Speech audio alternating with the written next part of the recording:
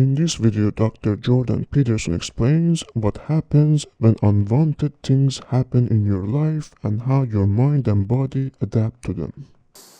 Okay, so here's a way of thinking about it. So you have your frame, which specifies your lack, say I'm hungry, and then a goal pops up, which is, well, I should have something to eat, and the hypothalamus is modulating perceptual and cognitive circuits so that you think that, and so that you start to parse up the world into a place where a hungry person like you could become satisfied, and then the behaviors kick in that are relevant to that pursuit. And so you can think of yourself as popping through these sorts of frames on a fairly cyclic basis throughout the day. You know, obviously, you get hungry, you get thirsty, you get tired, and so your consciousness is being modulated by subcortical circuitry that is basically charged with your self-preservation, and in some ways you come along for the ride. I mean, your consciousness is mostly there, in some sense, to detect deviations from not so much expectation, but from desire, right? Because you lay out one of these little maps on the world, and then you want something to happen. And what your consciousness does, more or less, is monitor, and if something that you don't want to happen happens, then consciousness will take a look, in some sense. Remember that hierarchy of goals that I showed you, from, you know, motor output up to high order goals? Your consciousness kind of moves up and down that thing if you've made an error, trying to figure out at which level of abstraction that error should be rectified, which is sort of what you do when you think. And so that process is going to kick in whenever you're moving towards your desired end, and something that you don't want to have happen happens, right? You usually stop. That's sort of an anxiety response, the stopping. And then if nothing else happens that's too bad, well, then you'll start to explore. And animals often do that by moving around, but people will do that just as with equal facility, just by running simulations in their mind and trying to calculate what went wrong, right? Trying to think about it. That's a form of exploratory behavior as well that would be more associated with trait openness and with intelligence. So there's how Swanson divides up the hypothalamus. See the little pink things there on the left are part of the defensive circuits, and then the red things on the left are part of the reproductive circuits. And, you know, obviously the fact that those circuits exist lays onto Darwinian theory quite nicely. The defensive circuits obviously protect you from dying, and the reproductive circuits, you know, facilitate your reproduction. It's not much of a fairly obvious conclusion. And so those are all, you know, located in this you know, essential part of the brain, the hypothalamus.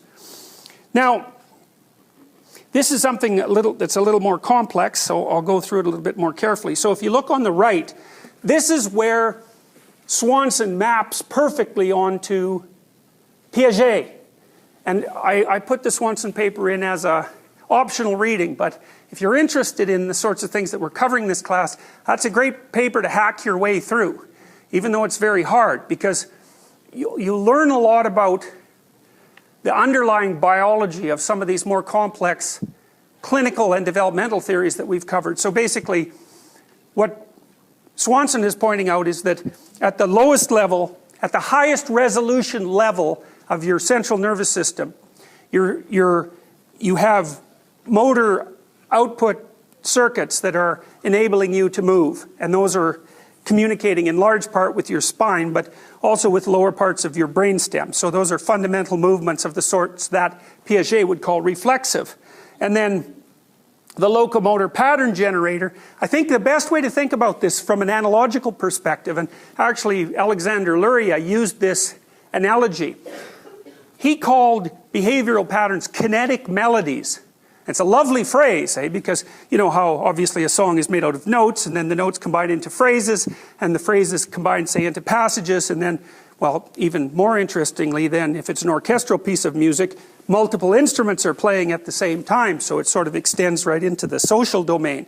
But your actions are sort of like that. They're made out of micro routines, and then those are chained together and those are chained together in higher order abstractions and so on, all the way up to the cortex. And so Swanson points out that the motor system has 3 sets of inputs. So the cognitive system, that's sort of way up, that's a level of abstraction that's way up in the brain. So the cognitive system is where, you know, you might do a voluntary action. So you look at something, you say, well, I'm going to pick up this piece of paper.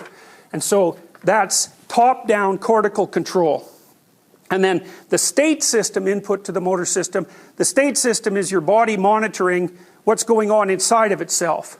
And the autonomic nervous system is part of the motor output system, and so the state monitoring system takes a careful look, and the hypothalamus does a fair bit of this, takes a careful look at what's going on inside you, and then activates different parts of your digestive and, you know, the gut system fundamentally that you have no conscious control over. And then obviously there's sensory system inputs too. So those are the 3 main inputs into the motor system, and that acts on the environment. And then the motor system has this hierarchical nature that's built from the spine upwards. And so you can think of like the brain as a collection of ever-expanding control systems that allow you to learn and undertake ever more complex motor schemes of action. You know, and one of the things that people think about human beings is that we're very good at thinking. Right? But we're not just good at thinking. Like we're crazily adaptable in terms of our motor output. I mean, if you watch the Olympics, you know, and you see human beings can do things that no other animal could even think of doing. I mean, we're completely crazy when it comes to the sorts of things we can do with our body. Like, we're good on ice, we're good in the water, we can ski. People are really good at jumping, they can climb across buildings. Like, people who train themselves can climb like mad. I mean, human beings are unbelievably variable in terms of their motor output. So that's another part of our intelligence that's not just abstract. And so, in part, that's because we have this very well-developed cortical area that enables us to chain ever more complex patterns of behavior together, and also to develop patterns of behavior that are sort of outside instinctual specification. So you imagine with an animal that has a less complex brain, a lot of its behavior is going to be limited to those quasi-instinctual patterns of behavior that are devoted directly towards the solution of basic biological problems. But, you know, we can kind of solve those without too much effort, and then we have all this spare motor capacity left over, and people do the weirdest things with it. You know, and really remarkable, absolutely remarkable things.